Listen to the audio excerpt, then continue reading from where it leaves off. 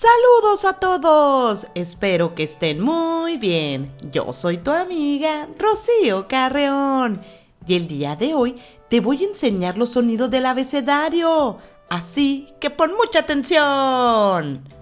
La A suena A, la B suena B, la C suena K, la Ch suena Ch, la D suena D.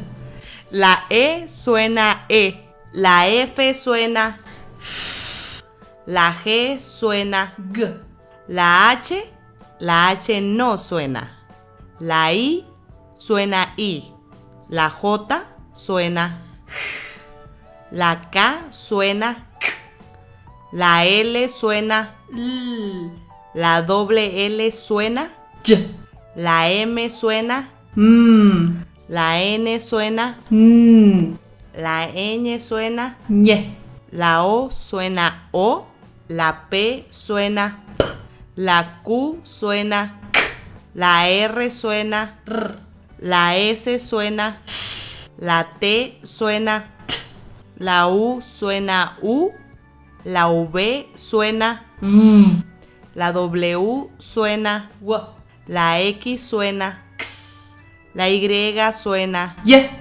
la Z suena z, Ahora inténtalo tú. Vamos a empezar. La A suena, la B suena, la C suena, la Ch suena, la D suena, la E suena, la F suena, la G suena, la H, la I suena, la J suena, la K suena, la L suena, la doble L suena, la M suena, la N suena, la ñ suena, la O suena, la P suena, la Q suena, la R suena, la S suena,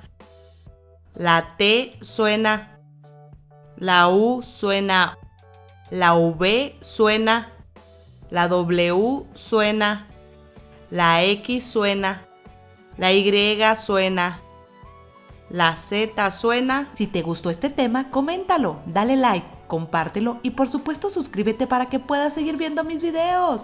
No olvides seguirme en mis redes sociales. ¡Pásatela chido!